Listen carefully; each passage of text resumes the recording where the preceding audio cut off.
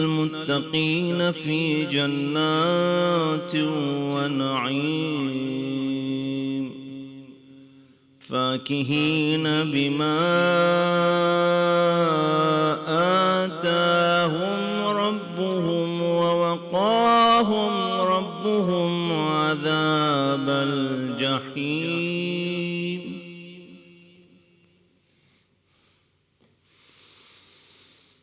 إن المتقين في جنات ونعيم فاكهين بما آتاهم ربهم ووقاهم ربهم عذاب الجحيم. كلوا واشربوا هنيئا بما كنتم تعملون.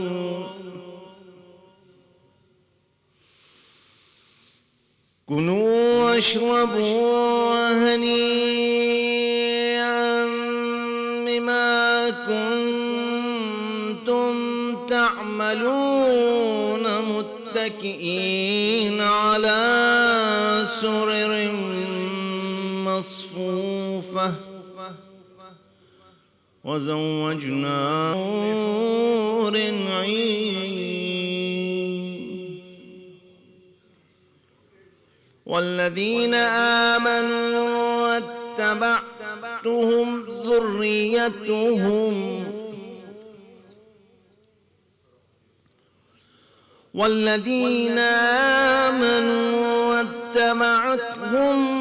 ذريتهم بإيمان ألحقنا بهم ذريتهم وما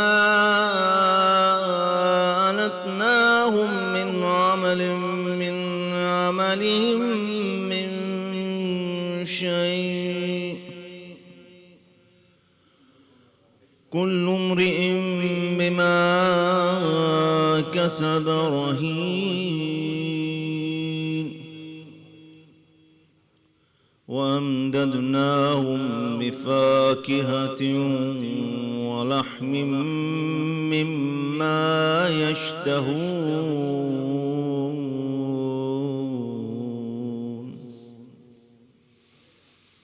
يتنازعون فيها كأسا لا لغو فيها ولا تأثيم.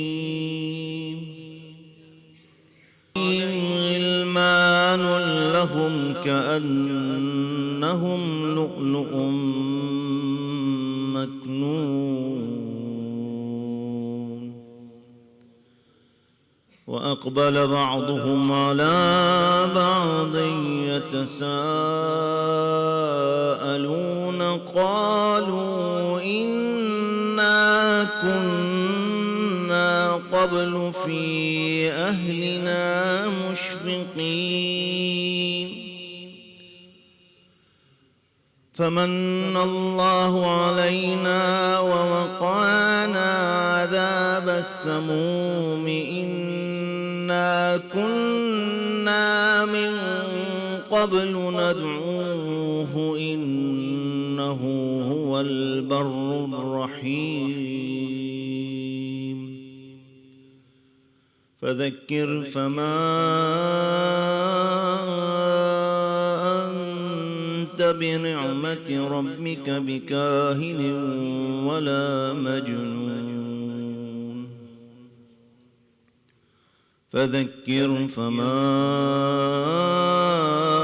أنت بنعمة ربك بكاهن ولا مجنون. آمنا بالله صدق الله العلي العظيم. صل على محمد وآل محمد.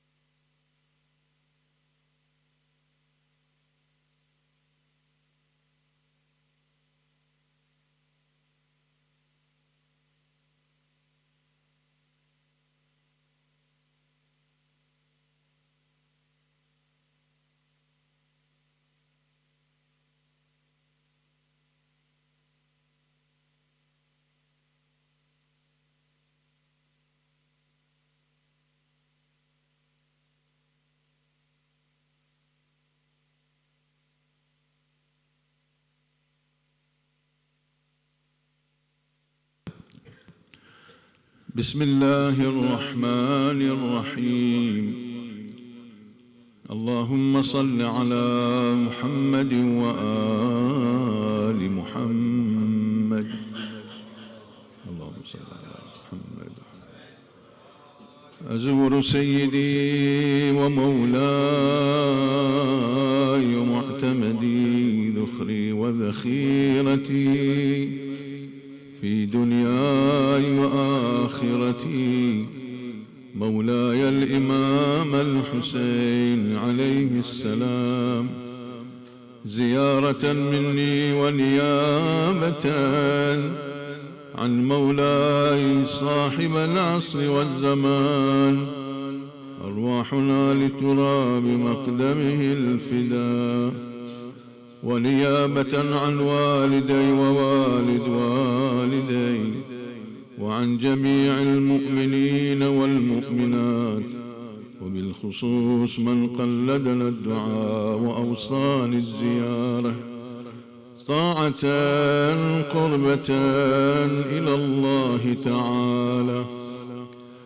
السلام عليك يا وارث آدم صفوة الله، السلام عليك يا وارث نوح نبي الله، السلام عليك يا وارث إبراهيم خليل الله، السلام عليك يا وارث موسى كليم الله، السلام عليك يا وارث عيسى روح الله، السلام عليك يا وارث محمد حبيب الله، السلام عليك يا وارث أمير المؤمنين عليه السلام، السلام عليك يا ابن محمد المصطفى، السلام عليك يا ابن علي المرتضى، السلام عليك يا ابن فاطمة الزهراء، السلام عليك يا ابن خديجة الكبرى، السلام عليك يا ثار الله وابن ثاره والوتر الموتور، أشهد أنك قد أقمت الصلاة وآتيت الزكاة وأمرت بالمعروف ونهيت عن المنكر وأطعت الله ورسوله حتى أتاك اليقين، فلعن الله أمة قتلت، ولعن الله أمة ظلمت، ولعن الله أمة سمعت بذلك فرضيت به. يا مولاي يا أبا عبد الله، أشهد أنك كنت نورا في الأصلاب الشامخة والأرحام المطهرة، لم تنجسك الجاهلية بأنجاسها، ولم تلبسك من مدلهمات ثيابها، وأشهد أنك من دعائم الدين وأركان المؤمنين، وأشهد أنك الإمام البر التقي الرضي الزكي الهادي المهدي، وأشهد أن الأئمة من ولدك كلمة التقوى وأعلام الهدى والعروة الوثقى والحجة على أهل الدنيا، وأشهد الله وملائكته وأنبياءه ورسله أني بكم مؤمن وبإيابكم موقن بشرائع ديني وخواتيم عملي، وقلبي لقلبكم سل، وأمري لأمركم واتبع. صلوات الله عليكم وعلى أرواحكم وعلى أجسادكم وعلى أجسامكم وعلى شاهدكم وعلى غائبكم وعلى ظاهركم وعلى باطنكم. بأبي أنت وأمي يا ابن رسول الله، بأبي أنت وأمي يا أبا عبد الله. لقد عظمت الرزية وجلت المصيبة بك علينا وعلى جميع أهل السماوات والأرض. فلعن الله أمة أسرجت وألجمت وتهيأت لقتالك يا مولاي يا أبا عبد الله. قصدت حرمك وأتيت إلى مشهدك، أسأل الله بالشأن الذي لك عنده وبالمحل الذي لك لديه أن يصلي على محمد وآل محمد، وأن يجعلني معكم في الدنيا والآخرة. السلام على الحسين وعلى علي بن الحسين وعلى أولاد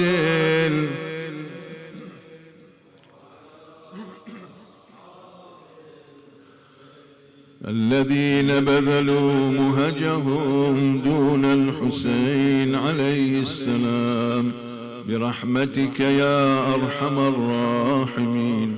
وصل على محمد وآل بيته الطيبين الطاهرين.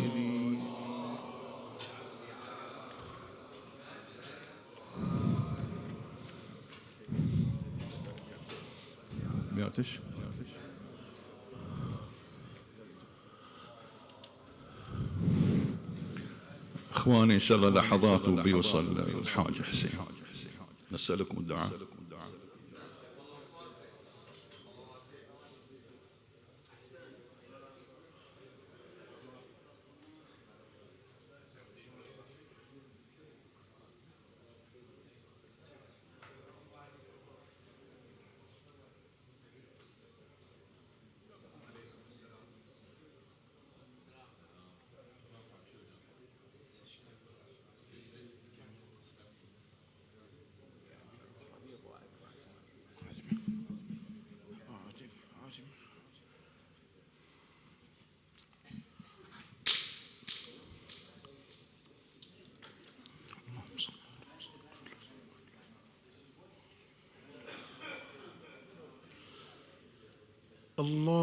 اللهم صل على محمد وآل محمد.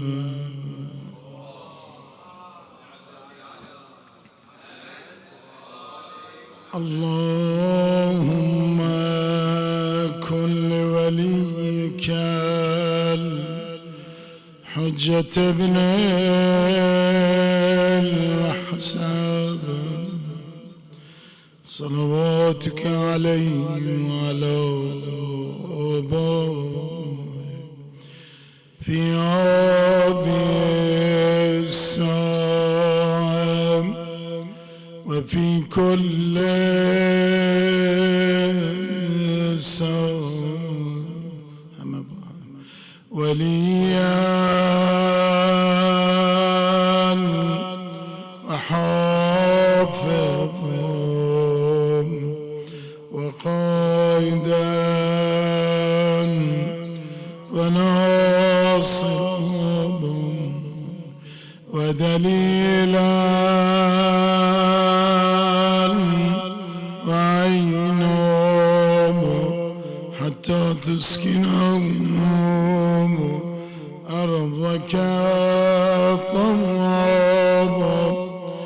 وتمتعون فيها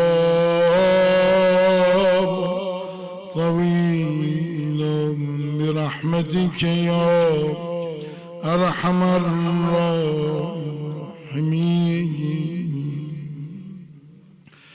الحمد لله رب العالمين،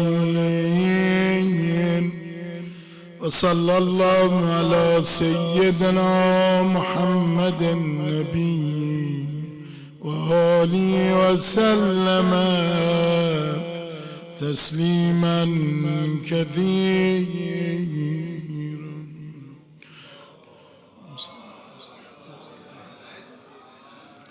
اللهم لك الحمد على ما جرى به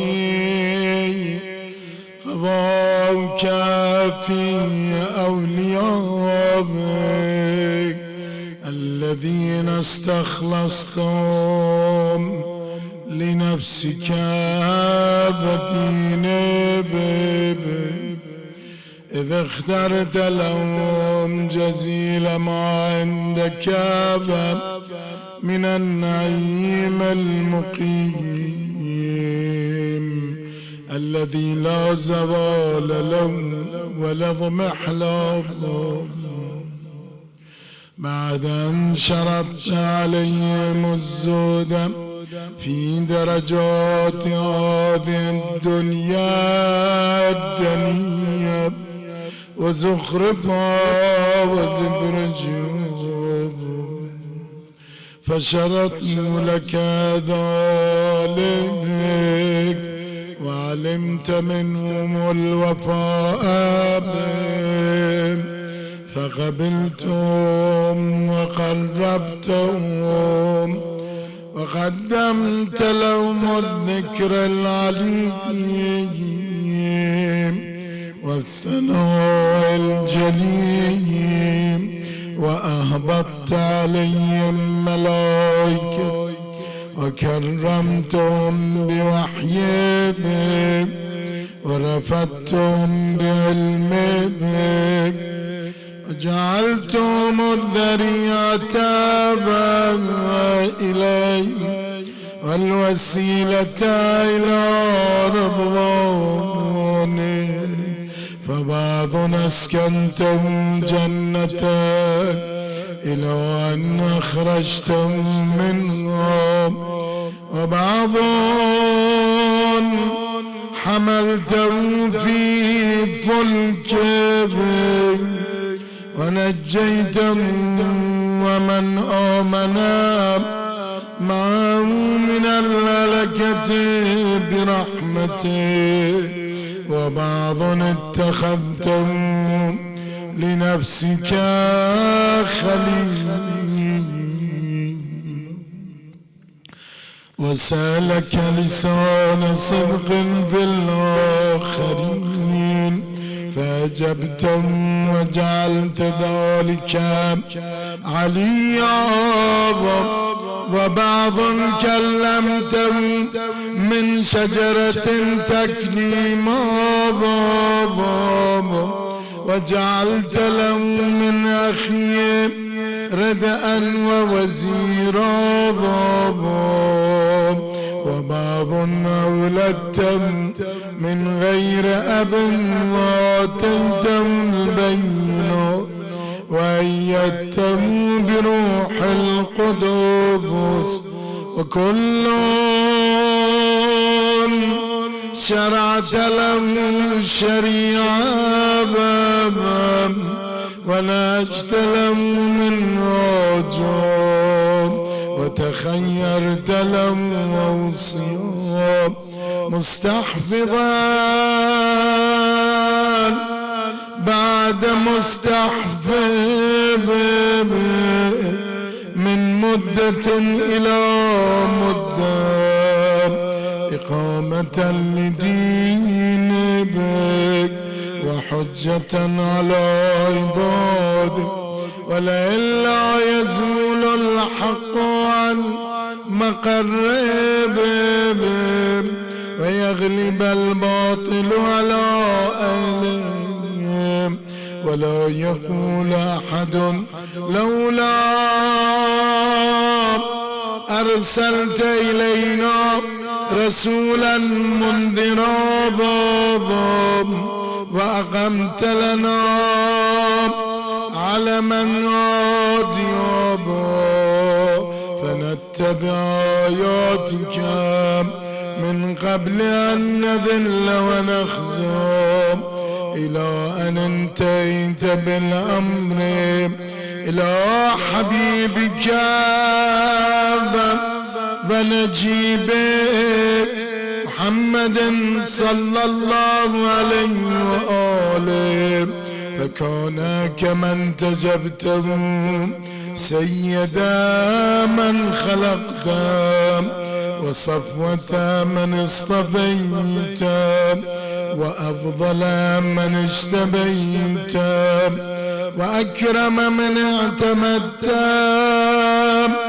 قدمته على أنبيائك وبعثته إلى الثقلين من عبادك وأوطيته مشارقك ومغاربك وسخرت له البراق وعرجت بروحهم إلى السماء وأودعته علم ما كان وما يكون إلى انقضاء خلقه ثم نصرته بالرعب وحفظته بجبريل وميكائيل والمسومين من ملائكته ووعدته أن تظهر دينه على الدين كله ولو كره المشركون وذلك بعد أن بوأتهم مبوأ صدق من أهلهم وجعلت لهم ولهم أول بيت وضع للناس للذي ببكة مباركا وهدى للعالمين مبوأ فيه آيات بينات مقام إبراهيم ومن دخله كان آمنا وقلت إنما يريد الله ليذهب عنكم الرجس أهل البيت ويطهركم تطهيرا ثم جعلت أجر محمد صلواتك عليه وآله مودتهم في كتابه فقلت قل لا أسألكم عليه أجرا إلا المودة في القربى وقلت ما سألتكم من أجر فهو لكم وقلت ما أسألكم عليه من أجر إلا من شاء أن يتخذ إلى ربه سبيلا فكانوا هم السبيل إليه والمسلك إلى رضوانك فلما انقضت أيامه أقام بليهم علي بن أبي طالب صلواتك عليهم وآلهم هاديا ذكرا والمنذر ولكل قوم فقال والملأ امامه با یک صدا من کنت مولا جانم بلندتر فعلیون اللهم والی من والام وعاد من عاد وانصر من نصرم واخذل من خذلم وقال من كنت أنا نبي فعلي أميرهم وقال أنا وعلي من شجرة واحدة وصائر الناس من شجر شتى وأحلهم محل هارون من موسى فقال لهم أنت مني بمنزلة هارون من موسى إلا أنه لا نبي بعدي فزوج ابنته سيدة نساء العالم يا فاطمة وأحل له من مسجدي ما حل له وسد الأبواب إلا بابا ثم أودع علما وحكمة فقال أنا مدينة العلم وعلي بابها فمن أراد المدينة والحكمة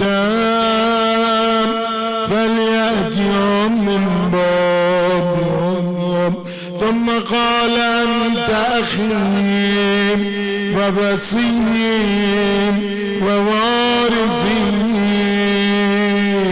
لحمك من لحمي ودمك من دمي وسلمك سلمي وحربك حربي والإيمان مخالط لحمك ودم بابك كما خالط لحمي ودمي وأنت غدا على الحوض خليفتي وأنت تقضي ديني وتنجز عداتي وشيعتك على منابر من نور مبيضتان وجوه حولي في الجنة وهم جيراني ولولا أنت يا علي لم يعرف المؤمنون بعدي وكان بعده هدى من الضلال ونورا من الأعمام وحبل الله المتين وصراط المستقيم لا يسبق بقرابة في رحم ولا بسابقة في يد ولا يلحق في منقبة من مناقب حذو الرسول صلى الله عليه وآله ويقاتل على التأويل ولا تأخذوا في اللائم لومة لائم وترى في الصلاة العرب وقتل أبطالهم وناب الشاب ذؤبانهم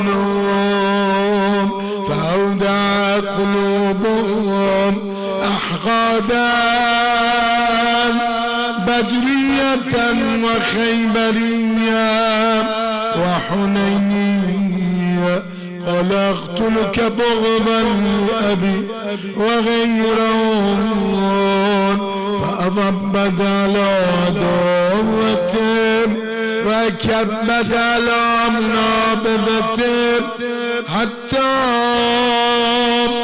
قتل الناكثين والقاسطين والمارقين ولما قضى نحبه وقتل أشقى الآخرين يتبع أشقى الأول لم يمتد الأمر رسول الله صلى الله عليه وآله في الهادين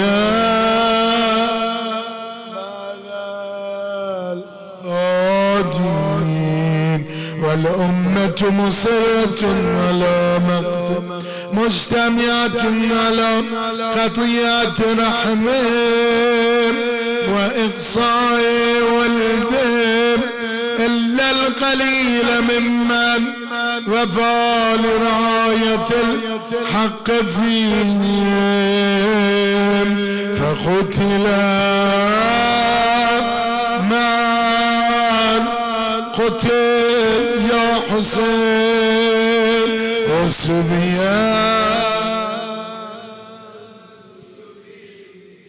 وأغصيان من أغصي وجرى القضاء لهم بما يرجى لهم حسن المثوبة إذ كانت الأرض لله يورثها من يشاء من عباده والعاقبة للمتقين وسبحان ربنا إن كان وعد ربنا لمفعولا ولن يخلف الله وعده وهو العزيز الحكيم. فعلى الأطائب من آل بيت محمد وعلي صلى الله عليه وآله فليبكي باكون وإيام فليندب نادون ولمثلهم فلتذر فيهم الدموم وليصرخ الصارخون ويضج الضاجون ويعج العاجون أين الحسنون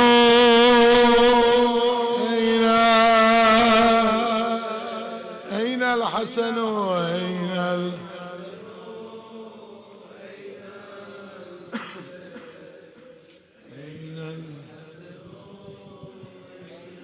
أين أبناء الحسين صالح بعد الصالح وصادق بعد الصادق أين السبيل بعد السبيل أين الخيرة بعد الخيرة أين الشموس الطالعة أين الأقمار المنيرة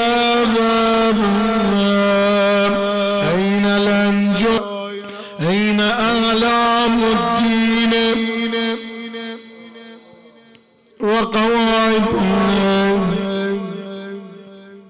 أين بقية الله التي لا تخلو من النادية أين المعد لقطع دابر الظلماء أين المنتظر لإقامة الأمن والعواد أين المرتجى لإزالة الجور والعدوان أين المدخر لتجديد الفرائض والسنن.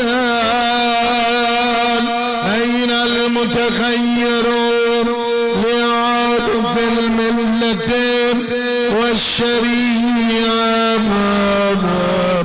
أين المؤمل لإحياء الكتاب وحدوده؟ أين محيي معالم الدين وأهله؟ أين قاصم شوكة المعتدين؟ أين هادم أبنية الشرك والنفاق؟ أين مبيد أهل الفسوق والعصيان والطغيان؟ أين حاصد فروع الغي والشقاق؟ أين طامس آثار الزيغ والأهواء؟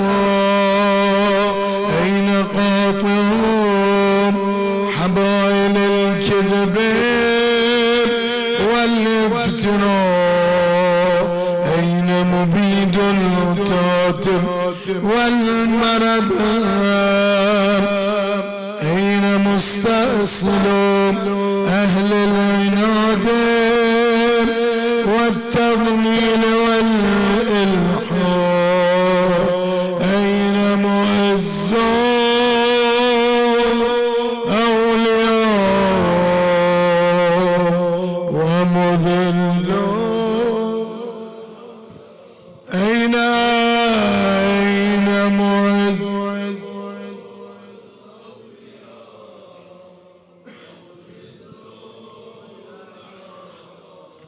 أين معزون ومذل الأعداء؟ أين جامع الكلمة على التقوى؟ أين باب الله الذي منه يؤتى؟ أين وجه الله الذي إليه يتوجه الأولياء؟ أين السبب لولا الحجة لساخت الأرض؟ أين السبب المتصل بين الأرض والسماء؟ أين صاحب يوم الفتح وناشر راية الهدى؟ أين مؤلف شمل الصلاح والرضا؟ أين الطالب بدخول الأنبياء وابناء الأنبياء؟ أين الطالب بدم المقتول بكربلاء؟ أين الطالب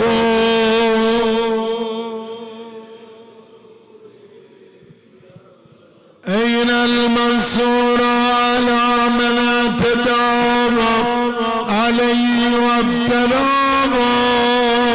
أين المضطر الذي يجاب إذا دعا؟ أين صدر الخلائق ذو البر والتقوى؟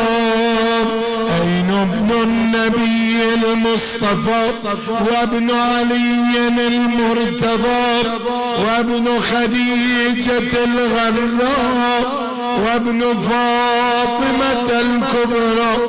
بأبي أنت وأمي ونفسي لك الوقاء والحمار. يا ابن السادة المقرب، يا ابن النجباء الأكرم، يا ابن الهداة المهديين، يا ابن الخيرة المعذبين، يا ابن الغطارفة الأنجبين، يا ابن الأطايب المطهرين، يا ابن الخضارمة المنتجبين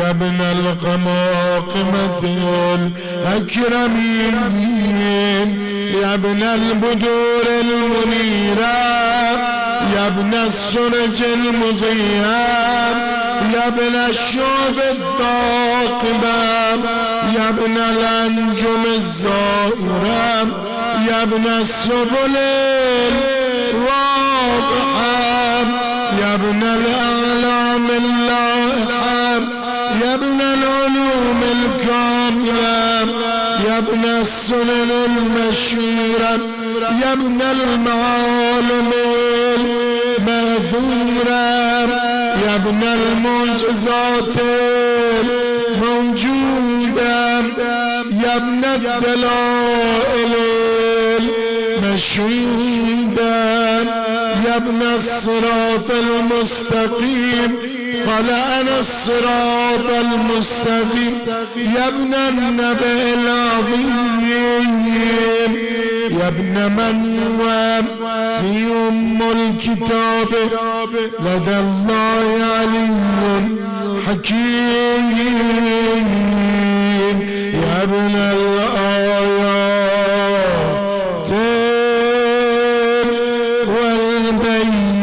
والبينات يا ابن الدلائل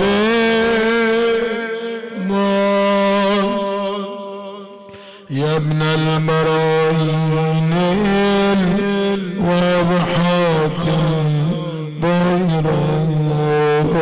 يا ابن الحجج البالغات يا ابن النعم السابقات يا ابن طاب والمحكمات يا ابن ياسين والذاريات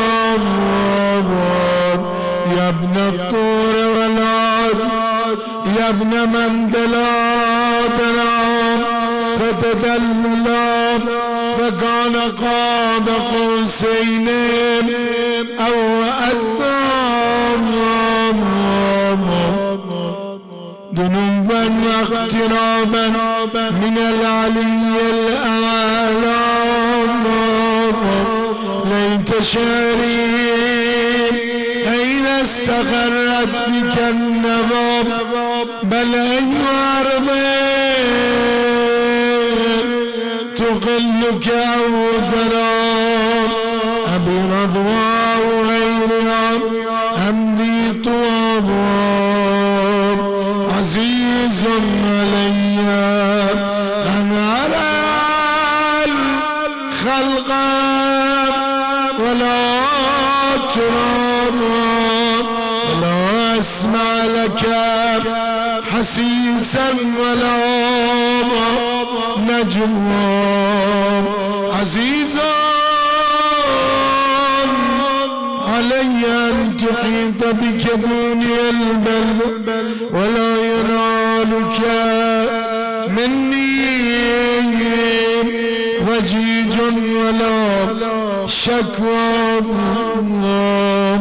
بنفسي أنت من مغيب لم يخلو من نار بنفسي أنت من نازح ما نزح النار بنفسي أنت أمنية شائق يتمنى من مؤمن ومؤمنة ذكران فحنى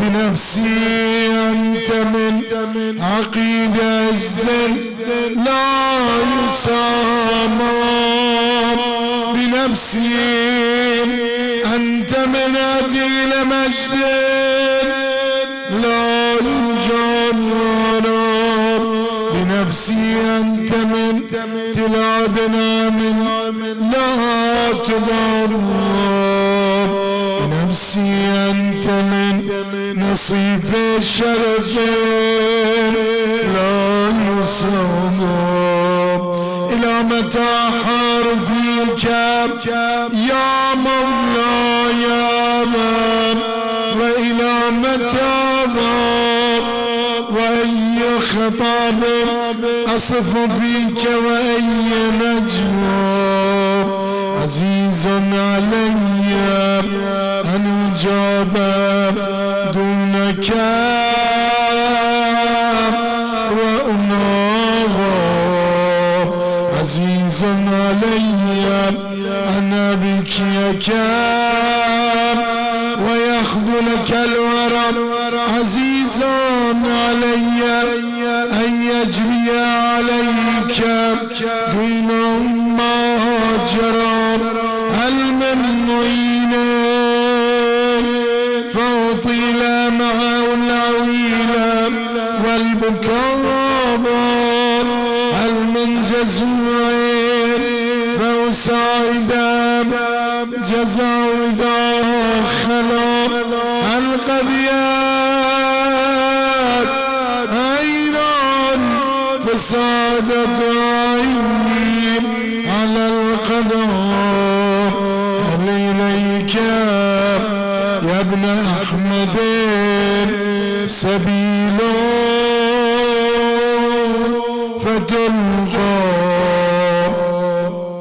هل يتصل يومنا منك بهدي فنحضر متى نرجو منايلك الربية فنلوى متى ننتفع من عذب معك فقد قال الصدى متى نغاديك ونراوحك فنقر عينا متى ترانا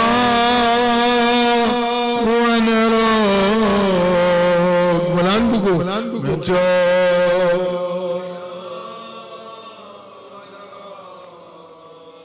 متى ترى يا سيدي روحي فداك يا ابن الحسن يا ابن الحسن صوتك معي يا ابن الحسن يا ابن الحسن يا ابن الحسن بدار ببال يا زهرة بدار دسين يا مادر تمارعني تدماني خدا کنن که بیایی بلند خدا که بیایی خدا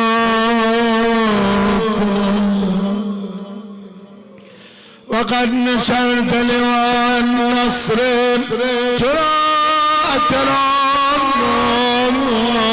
نحب بك وأنت تأم الملأ إن شاء الله روی امام زمان نزدیک بين ركن ومقام وقد ملأت الأرض عدلا وأذقت أعداءك أمال الرقاب وأبرت الوتوت وجحدت الحق وقطعت دابر المتكبرين واشتدت وصول المول ونحن نقول الحمد لله رب العالمين اللهم أنت كشاف الكرب والبلوى وإليك أستعدي فإنك العدوى وأنت رب الآخرة والدنيا فأغير يا غياث فأغير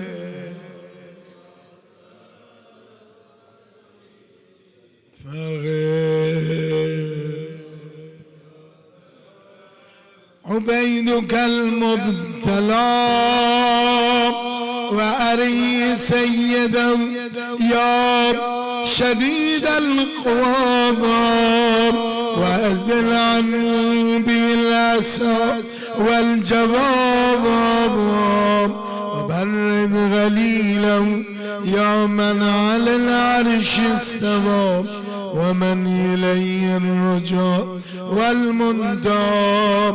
اللهم ونحن عبيدك الطائقون إلى وليك المذكر بك وبنبيك خلقته لنا عصمة وملاذا وأقمته لنا قواما ومعاذا وجعلته للمؤمنين منا إماما فبلغوا منا تحية